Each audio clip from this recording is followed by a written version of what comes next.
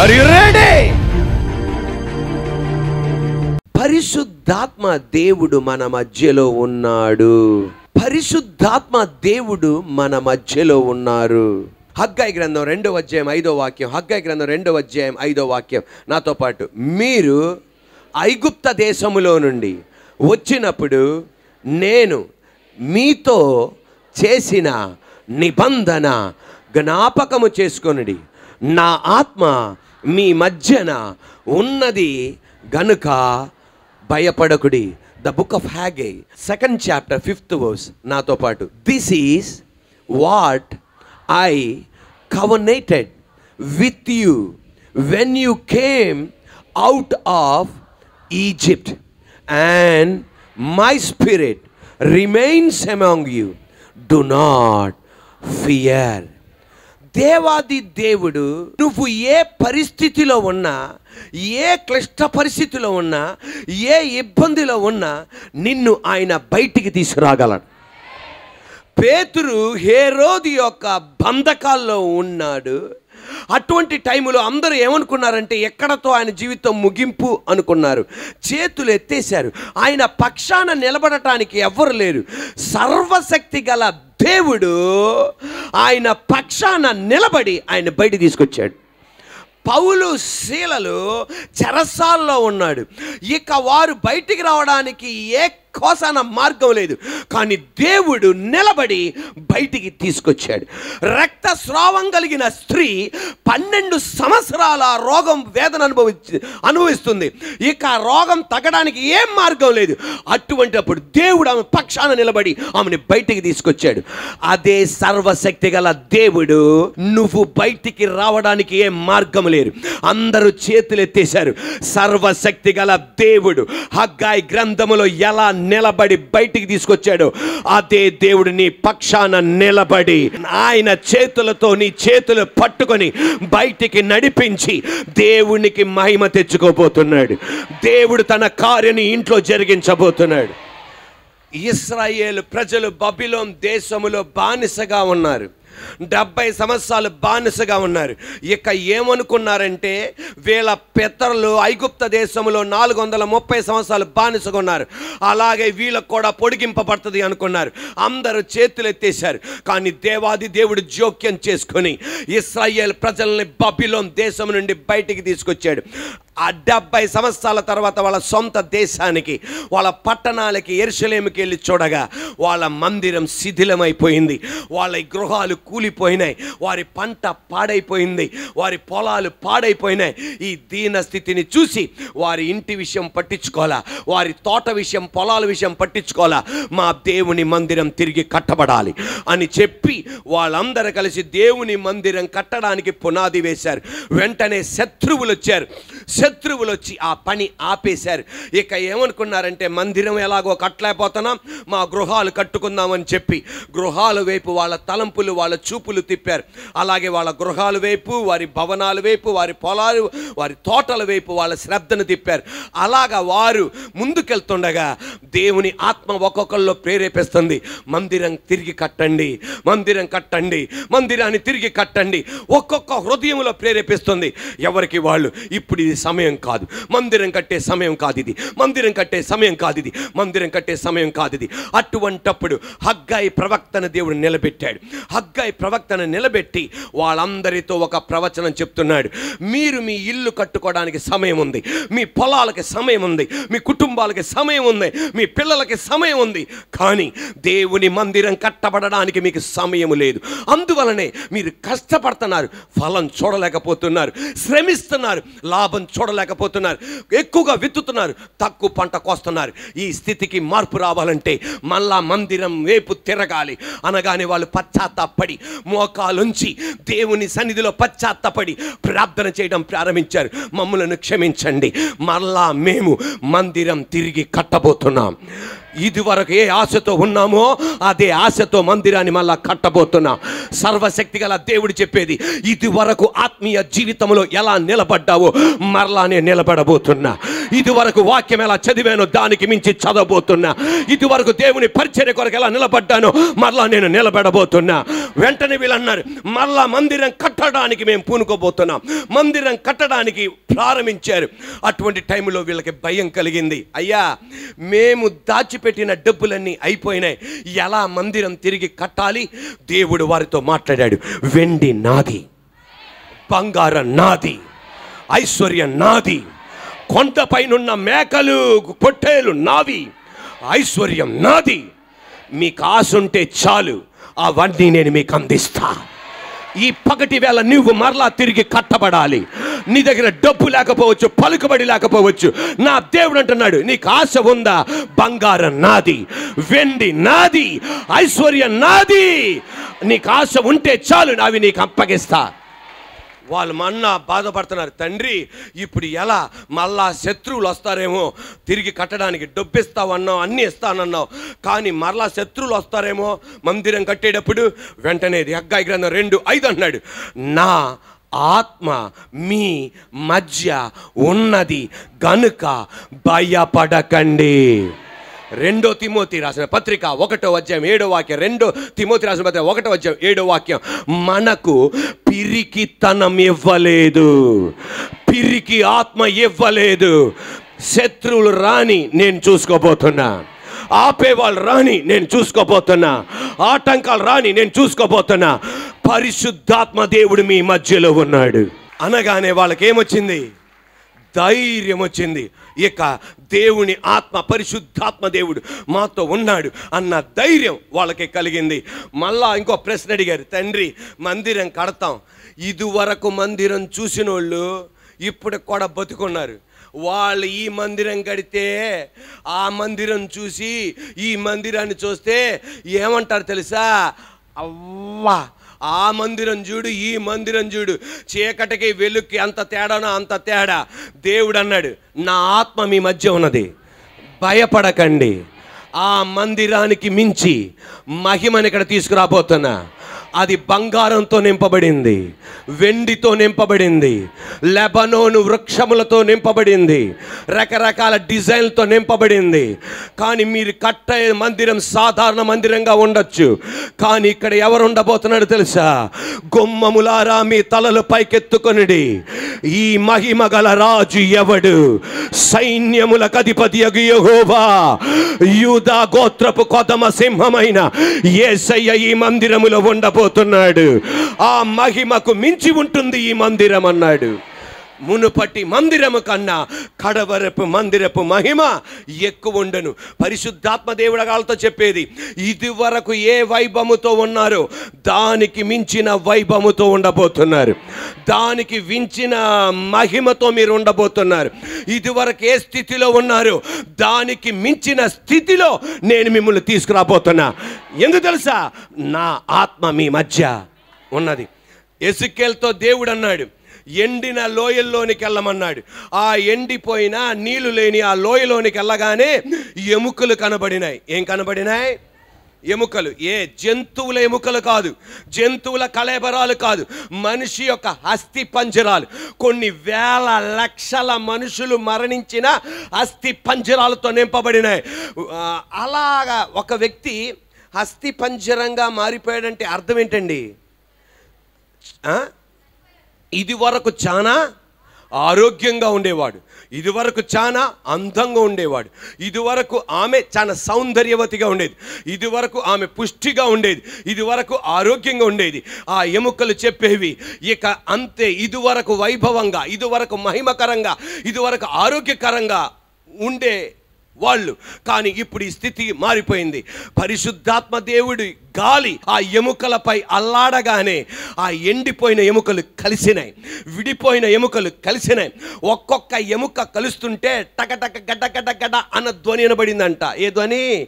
గడ్డ అన్న ధ్వని. అంటే ఈ చెయ్యి ఎముక అక్కడ ఉంది, ఇంకొకరి చెయ్యి ఎముక ఎక్కడ ఉంది, ఈ నా కాలు ఎముక ఎక్కడ ఉంది, ఇంకొక కాలు ఎముక అక్కడ ఉంది, అందరు ఎముకలు ఉన్నాయి కనుక ఆ ఎముక ఈ ఎముక గడికినప్పుడు ఏం కలిసింది? గడ్డగడ్డమైన శబ్దం వినబడింది. వినబడి అన్ని అస్థి పంజరాలు ఎవరి అస్థి పంజరం వాళ్ళది అవగానే ఆ శరీరం ఏర్పడింది, చర్మం ఏర్పడింది, ఆత్మదేవుడు ప్రవేశించాడు, మహాసైన్యంగా మార్చాడు. పరిశుద్ధాత్మ దేవుడు ఇది వరకున్న దానికన్నా మించిన ఆరోగ్య స్థితిలోనికి తీసుకొచ్చి ఒక మహాసైన్యంగా తీసుకొచ్చాడు. ఇది వరకు వాళ్ళు సైన్యం కాదు, సాధారణమైన ప్రజలే, కానీ దేవుని ఆత్మ అల్లాడగానే ఒక మహాసైన్యంగా మార్చేశాడు. అంటే దేవుడు చెప్పేది, దేవునికి, పరిశుద్ధాత్మ దేవునికి ఏది అసాధ్యము లేదు. ఎండిన గర్భములో పురుషుని సహాయం లేకుండా ఒక పిండాన్ని ఏర్పాటు చేయగలిగిన పరిశుద్ధాత్మ దేవుడు అల్లాడగానే జరిగిందని తెలుసా? ఇది వరకున్న మహిమ కన్నా మించిన స్థితిలోని దేవుడు తీసుకొచ్చాడు. పరిశుద్ధాత్మ దేవుడిని ఇంట్లో ఉన్నాడు గనక ఇది వరకు మించిన స్థితి నడిపించబోతున్నాడు. దెయ్యం చెప్పే మాట నమ్మకు, మనుషులు చెప్పే మాట నమ్మకు, వ్యక్తులు చెప్పే మాట నమ్మకు. ఈ మట్టి బొమ్మను నిలబెట్టి నీతో చెప్పేది, ఇది వరకు మించి నిన్ను నడిపించబోతున్నాడు. ఇది వరకు మామూలు ప్రజలే ఒక సైన్యంగా నిలబెట్టబోతున్నాడు. హల్లెలూయా. నేను బైబిల్ కాలేజీలో చదివినప్పుడు ఒక మిత్రుడు ఉండేవాడు. మొన్న ఒక దైవజనుడి కుమారుని వివాహం కొరకు వెళ్తే బైబిల్ కాలేజీలో చదివిన ఆ మిత్రుడు కనబడ్డాడు. వెంటనే అన్నాను, మాథ్యూ జార్జ్ బాగున్నావా అన్నాను. బాగున్నాను అన్నాడు. అనగానే సిస్టర్ అంటే మీ వైఫ్, సిస్టర్ గారు బాగున్నారా, మీ ఇద్దరు పిల్లలు బాగున్నారా అన్నాను. అంటే బాగున్నారా చార్లీ అన్నారు. అనగానే ఆయన చెప్తున్న విషయం, నా రెండో పాప గురించి నీకు తెలిసిందా? నాకు తెలవదు అన్నాను. వాళ్ళ రెండో పాప 9వ తరగతి చదువుతుంది. తన రెండో పాప 9వ తరగతి చదువుతుంది. ఒకరోజు పొద్దున్నే లెగగానే ఆమెకి పెరాలసిస్ స్ట్రోక్, పక్షవాయం యొక్క స్ట్రోక్ వచ్చింది.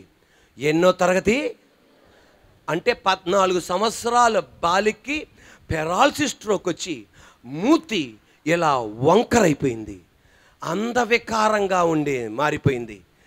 ఏమి చేయాలో వాళ్ళకి అర్థం కావట్లా. హాస్పిటల్కి తీసుకెళ్తే ఏ ప్రాబ్లం లేదు, స్కానింగ్ తీసుకెళ్తే ఏ ప్రాబ్లం లేదు. డాక్టర్ గారు అంటున్నారు, ఏ ప్రాబ్లం లేని పాపకి ఏ మందు ఇమ్మంటారు, అసలు ఎందుకు వచ్చింది అనే వారు డయాగ్నోస్ చేసి టెస్ట్ చేసి పరీక్షలు చేస్తే అసలు రావడానికి కారణమే లేదు. అటువంటిది ఆమె మూతి వంకరగా అయిపోయింది. స్కూల్కి వెళ్ళడానికి సిగ్గుపడుతుంది, ఫ్రెండ్స్ ఎదుట నిలబడటానికి సిగ్గుపడుతుంది. నేను వెళ్ళను మమ్మీ. అమ్మ నువ్వు వెళ్ళాలి, డాడీ అంటున్నాడు నువ్వు వెళ్ళాలి, నేను వెళ్ళలేను మమ్మీ. అంత వికారంగా మారిపోయింది. 1వ నెల అయిపోయింది. ఆయన చెప్తున్నాడు, మా ఫ్రెండ్ మాథ్యూ జార్జ్, నిద్ర లేదంట రాత్రిపూట. పాప తల దగ్గర డాడీ, కాలు దగ్గర మమ్మీ. దేవుడా ఇదేంటి నాయన, నా పాపని బతుకంతా ఇలా చూసుకోవాలా? యవనస్తురాలుగా మారబోతుంది, ఈమెకి వివాహం అవుతుందా? ఏంటి మా జీవితం? తండ్రి నీ పరిచర్యకి మేము వచ్చాం. తల దగ్గర నాన్న, కాలు దగ్గర అమ్మ. 2వ నెల అలాగే, 3వ నెల అలాగే. నిద్రపోయిన రాత్రి లేదంట, మందులేమో పడట్లా, ఏమీ జరగట్లా. అటువంటప్పుడు దేవుని వైపు చూడగానే దేవుడు ఒక వాగ్దానం ఇస్తున్నాడంట, నా ఆత్మ మీ మధ్యన ఉన్నది గనక భయపడకు. ఈరోజు ఆ దేవుడు అన్నాడంట, ఇది దెయ్యం చేసే కార్యమైన, దుష్టుడు చేసిన కార్యమైన, అనారోగ్యంతో వచ్చిన కార్యమైన నా ఆత్మ మీ మధ్య ఉన్నది గనక భయపడకండి. 3వ నెల అయిపోయింది. 3వ నెల చివరి రోజు కల్లా ఒక తెల్లవారుజాము రాగానే పాపమ్మ డాడీ మమ్మీ బెడ్రూమ్ దగ్గరికి వెళ్ళి, డాడీ మరలా నా మూతి మరలా సెరింగ వచ్చేసింది, మమ్మీ మరలా సెరింగ్ వచ్చేసింది. ఈ పగటి వేళ చప్పట్లు కొడుతుండగా పరిశుద్ధాత్మ దేవుడు నీ ఇంటి మీద అల్లాడి, పరిశుద్ధాత్మ దేవుడు నీ ఇంట్లో ఉన్నాడు గనక, మన మందిరంలో పరిశుద్ధాత్మ దేవుడు ఉన్నాడు గనక, ఇది వరకున్న స్థితి ఏదన్నా నష్టమైపోయిందని భయపడుతున్నావా? ఈ మట్టి బొమ్మను నిలబెట్టి నీతో చెప్పేది, దేవుని ఆత్మ నీ ఇంటిలో ఉన్నది, మందిరంలో ఉన్నది, కుటుంబంలో ఉన్నది. భయపడద్దు. అందాన్ని తీసుకొస్తాడు, ఐశ్వర్యాన్ని తీసుకొస్తాడు, పరిశుద్ధతను తీసుకొస్తాడు, ధైర్యాన్ని తీసుకొస్తాడు, యథార్థతను తీసుకొస్తాడు, సమాధానం తీసుకొస్తాడు. Praise the Lord. భయపడకండి. మీరు ఐగుప్తులో నుండి వచ్చినప్పుడు నేను మీతో చేసిన నిబంధన జ్ఞాపకం చేసుకోండి. నేను మిమ్మల్ని విడవను, నేను ఎడబాయను. నా ఆత్మ మీ మధ్య ఉన్నది గనుక భయపడకండి. యేసు ప్రభువారు యోహాను సువార్త 14వ అధ్యాయం శిష్యులకి యేసు ప్రభువారు తెలియపరిచారు, నేను మీతో ఎక్కువ కాలం ఉండను, నన్ను సిలువ అప్పగింపబోతున్నారు, సిలువలో నేను మరణిస్తా, సమాధి చేయబడతా, 3వ రోజు తిరిగి లెగిస్తా, కొన్ని రోజులు మీతో ఉంటా, నేను మీ దగ్గర నుండి పరలోకానికి వెళ్ళిపోతా. అందరూ బిక్కుమని వేదన పడుతూ, మరి నువ్వు వెళ్ళిపోతే మేమో? నేను వెళ్ళటం మంచిది, నేను వెళ్ళగానే నా పక్షాన ఆదరణకర్తను పంపిస్తా, పరిశుద్ధాత్మను పంపిస్తా, నేను మిమ్మల్ని అనాథలుగా విడవను, నా ఆత్మ మీ మధ్య ఉన్నది. యేసయ్య పరలోకానికి ఎత్తపడ్డారు, సిలువలో మరణించి సమాధి చేయబడి 3వ రోజు తిరిగి లేచి 40 రోజులు ఈ భూమి మీద సంచారం చేసి పరలోకానికి కొనిపోబడ్డారు, పరలోకానికి ఎత్తబడ్డారు. యేసయ్య ఒక మాట అన్నాడు, నేను మీకు వాగ్దానం ఇచ్చాను కదా, ఆదరణకర్తను పంపిస్తానని. అది పొందుకోవడానికి పరిశుద్ధాత్మ కొరకు, పరిశుద్ధాత్మ దేవుని కొరకు యెరూషలేములో వేచి ఉండండి. వేచి ఉన్నారు. ఆత్మదేవుడు వచ్చాడు. ఇక ఎన్నడూ తిరిగి వెళ్ళ, ఆయన మనతోనే ఉన్నాడు. పాత నిబంధనలో కొంతకాలం ఒక్కొక్కరితో ఉండేవాడు. ఈ రోజున మనందరితో ఆయన ఉన్నాడు గనుక, అమ్మ గట్టి చెప్పండి అమ్మా, గనుక, గట్టిగా గనుక భయపడకుడి. ఆ మాట గట్టి చెప్పండి, గనుక, గట్టిగా గనుక భయపడకుడి. ఎందువలన? పరిశుద్ధాత్మ దేవుడు నీతో ఉన్నాడు గనక. మీరేం చేయకండి, భయపడకండి. హగ్గాయి గ్రంథంలో ఆ రోజున దేవుడు హగ్గాయిని నిలబెట్టి యూదులతో చెప్పేదేంటి తెలుసా? వాళ్ళ ఆకారాలు చూసి భయపడకండి. ఆమె ననలేదే. కొంతమంది వాళ్ళ ఆకారాలు చూసి భయపడుతుంటారు జనాలు. దేవుడు వాళ్ళతో చెప్పేది, వాళ్ళ ఆకారాలు చూసి భయపడకండి, వాళ్ళు ఇచ్చే రిపోర్ట్లు చూసి భయపడకండి, వాళ్ళు చేసే సవాలు చూసి భయపడకండి. ఎందుకని? నేను మీతో ఉన్నాను గనక, పరిశుద్ధాత్మ దేవుడు మీతో ఉన్నాడు గనక భయపడకండి. ఈరోజు ఇక్కడ కూర్చున్న మీతో కూడా చెప్పేది, పరిశుద్ధాత్మ దేవుడు చెప్పేది, వారి ఆకారాలు చూసి భయపడకండి. నీ ఇంటికి వచ్చిన రిపోర్ట్లు చూసి భయపడకండి. అది క్యాన్సర్ రిపోర్ట్ అవని, అది HIV పాజిటివ్ రిపోర్ట్ అవని, అది టైఫాయిడ్ అవని, అది థైరాయిడ్ అవని, పిల్లలు పుట్టరవని, పురుషునిలో కౌంట్స్ తక్కువనండి, స్త్రీలో ఆలు తక్కువనండి, నా దేవుడు ఆ రిపోర్ట్ చూసి భయపడకండి, సవాలు చూసి భయపడకండి. ఎందుకని? ఆ మాట గట్టిగా చెప్పాలమ్మా. ఎందుకని? పరిశుద్ధాత్మ దేవుడు మీ మధ్యలో ఉన్నాడు కనుక భయపడకండి. నీ ఇంట్లో ఉన్నాడు కనుక భయపడకండి. నీ హృదయంలో ఉన్నాడు కనుక భయపడకండి. మందిరంలో ఉన్నాడు కనుక భయపడకండి.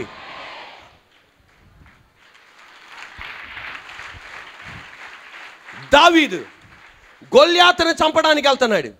ఒక కొత్త రకమైన సవాల్ అన్నాడు. ఆ సవాల్ ఏంటి తెలుసా? నీ మాంసాన్ని ఆకాశ పక్షులకును భూమి మృగాలకు ఇచ్చేస్తానన్నాడు. భయపడిపోతుంటే దేవుడు అన్నాడు, నా ఆత్మ నీతో ఉన్నది గనక భయపడకు.